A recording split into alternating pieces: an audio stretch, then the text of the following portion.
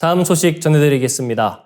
미래에너지 기술의 혁신을 가져올 소식입니다. 중국 과학자들이 최대 100년 동안 사용할 수 있는 핵 배터리를 개발했다고 밝혔습니다. 사우스 차이나 모닝포스트의 보도에 따르면 중국 간수성에 위치한 서북사범대학 연구팀이 탄소 14 방사성 동위원소를 이용한 핵 배터리를 최초로 개발하는 데 성공했다고 합니다. 이 핵 배터리는 충전 없이 50년 동안 심장박동 조절기 같은 의료기기에 사용할 수 있으며 우주선이나 극지방, 심해와 같은 극한 환경에서는 100년 이상 지속될 가능성이 있는 것으로 알려졌습니다. 현재 심장박동 조절기에 사용되는 배터리의 최대 수명은 15년에 불과해 이 배터리가 실용화될 경우 의료 분야에서 큰 변화가 예상됩니다. 프로젝트의 기술 책임자인 장광후이 박사는 탄소 14의 반감기가 5,730년이므로 이론적으로 배터리는 수천 년 동안 지속될 수 있다고 설명했습니다. 이 핵 배터리는 실리콘과 탄소로 구성된 복합 반도체를 사용하여 제작되었으며 최대 출력은 433 나노와트에 달합니다. 또한 영하 100도에서 영상 200도까지의 극한 온도를 견딜 수 있는 높은 내구성을 갖췄으며 설계된 수명 동안 성능 저하율이 5% 미만이라고 합니다. 실험 결과 핵 배터리로 작동하는 LED 램프가 4개월 동안 3만 5천 회 이상 전멸하는 데 성공했다고 연구진은 밝혔습니다. 연구를 주도한 수마오젠 교수는 핵 배터리는 심박 조율기와 뇌 컴퓨터 인터페이스 같은 이식형 의료기기에 영구적인 에너지를 제공할 수 있다고 말했습니다. 또한 사물 인터넷 센서 네트워크, 극지방, 심해, 우주 탐사선 등 유지 보수가 어려운 환경에서도 지속적인 전력 공급이 가능할 것이라고 덧붙였습니다.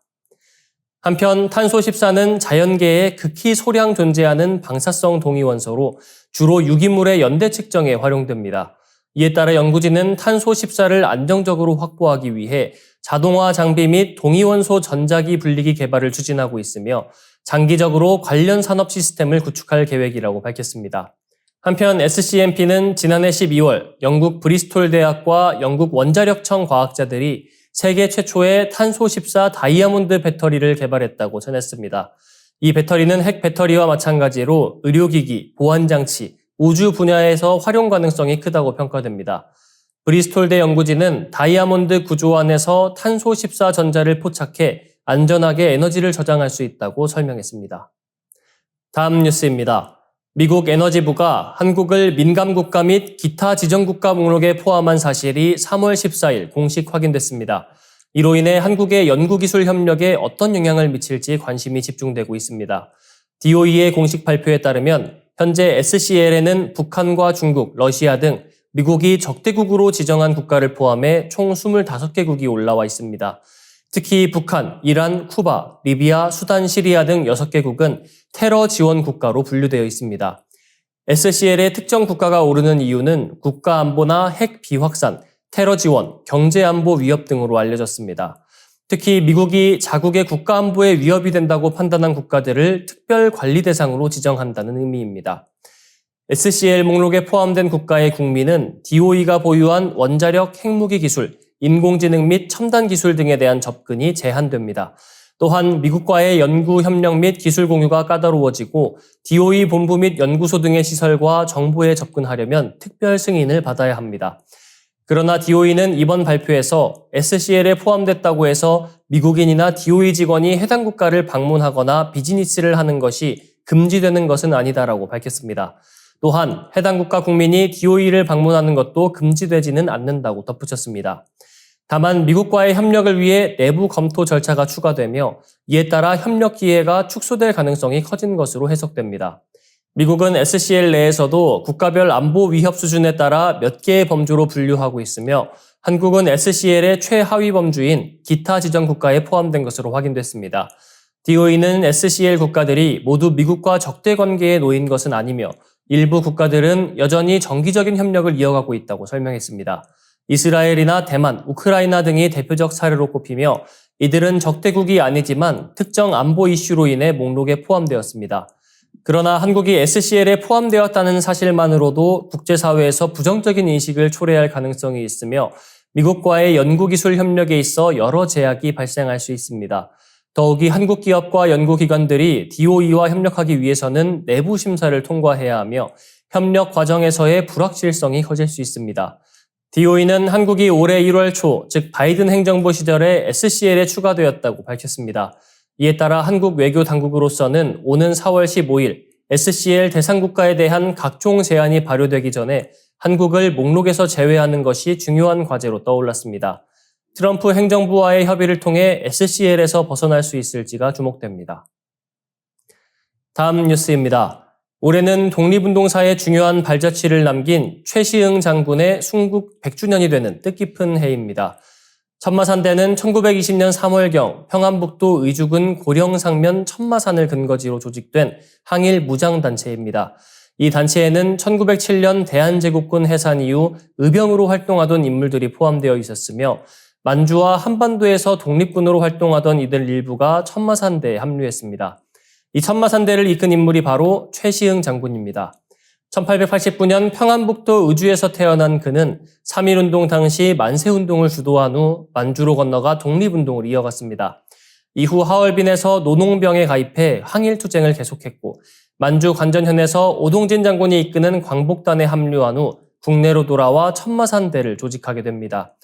천마산대는 조직되자마자 본격적인 무장항쟁에 돌입합니다. 군자금 모금, 일제 식민기관 파괴, 일본 군경 및 친일분자 처단, 일제와의 교전 등을 전개하며 강력한 저항을 이어갔습니다.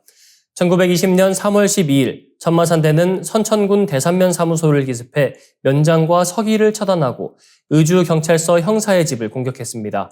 이어 3월 24일에는 평안북도청 소속 강구 수위를 사살했고 4월 18일 자성군 치작고개에서 우편물을 탈취하는 등의 작전을 펼쳤습니다. 천마산대의 항일투쟁은 5월에도 계속됩니다.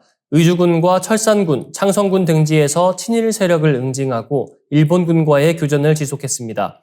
6월 4일에는 삭주군에서 순사 주재소를 공격해 일본 경찰을 사살하는 등 더욱 격렬한 전투를 벌였습니다. 천마산대는 최대 500명 규모로 성장하며 일제의 지배 구조를 흔들었습니다. 그러나 이에 위기의식을 느낀 일본군은 3월부터 대대적인 포위 공격을 감행했고 6월과 7월에도 총공격을 이어갔습니다. 결국 천마산대는 큰 타격을 입었고 일부는 만주로 이동해 광복군 총영에 합류하게 됩니다. 이후 최 장군은 대한광복군 사령부에서 제4형 장으로 임명되어 독립운동을 계속했습니다. 뿐만 아니라 최시응 장군은 단학회 활동도 병행했습니다. 그는 한민족의 역사를 밝히는 데에도 힘썼으며 독립운동가 오봉록 지사의 증언에 따르면 단학회의 3대 회장을 역임하며 역사 연구와 독립운동을 함께 이끌었습니다. 그러나 일제의 집요한 추적에 결국 1922년 중국 관원에 체포되어 신의주 경찰서로 압송된 후 혹독한 고문을 당합니다. 결국 1925년 3월 12일 평양형무소에서 순국하게 됩니다. 대한민국 정부는 1962년 최시응 장군에게 건국훈장 독립장을 추서하며 그의 헌신을 기렸습니다. 천마산대는 국내에서 무장항일운동을 전개한 대표적인 독립운동 단체였습니다. 올해 순국 100주년을 맞아 그들의 숭고한 뜻을 다시금 되새기고 기억해야 할 것입니다. 다음 뉴스입니다. 독일 막스 플랑크 천문학 연구소가 우리 은하에 존재하는 우주먼지의 3차원 지도를 제작했습니다. 연구진은 유럽 우주국의 가이아 우주망원경이 제공한 1억 3천만 개의 스펙트럼을 활용해 우주먼지가 우리 은하 내에서 빛을 얼마나 차단하는지 시각화했습니다. 우주먼지는 천체를 관측할 때 큰 장애물로 작용합니다. 별이나 다른 천체들이 실제보다 붉거나 희미하게 보이게 하는 빛의 소멸 현상을 일으키기 때문입니다. 이를 정확하게 분석하기 위해 연구진은 2022년 6월 가이아 임무에서 공개된 2억 2천만 개의 스펙트럼 중 1억 3천만 개를 선별했습니다.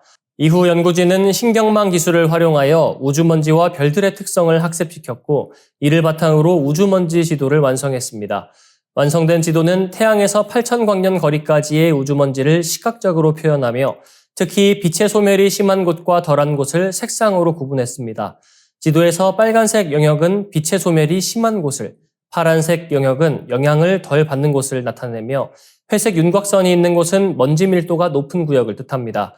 이번 연구를 통해 우주먼지로 인한 빛의 소멸이 예상보다 심할 수 있다는 점이 확인됐으며 이는 탄화수소 성분이 풍부한 우주먼지 때문일 가능성이 제기됐습니다. 이는 우리 은하의 환경을 보다 정밀하게 분석하는 데 중요한 단서가 될 전망입니다. 한편 2014년부터 올해 초까지 활동한 ESA의 가이아 우주 망원경은 약 20억 개의 별을 정밀하게 관측하며 천문학 연구에 획기적인 기여를 해왔습니다. 가이아는 별들의 거리, 속도, 온도, 크기뿐만 아니라 중원소 함량까지 측정하며 우리 은하의 구조와 진화 과정 연구에 필수적인 자료를 제공했습니다. 이번 연구는 우주먼지에 대한 이해를 높이고 천체 관측 시 정확도를 개선하는 데 기여할 것으로 기대됩니다. 과학자들은 향후 연구를 통해 우주먼지의 구성을 더욱 세밀하게 분석하고 은하 진화에 미치는 영향을 조사할 계획입니다. 더 많은 지구촌 개벽 소식, STV 상생방송 유튜브 채널을 통해 확인할 수 있습니다. 구독과 알림 설정 눌러두시길 바랍니다.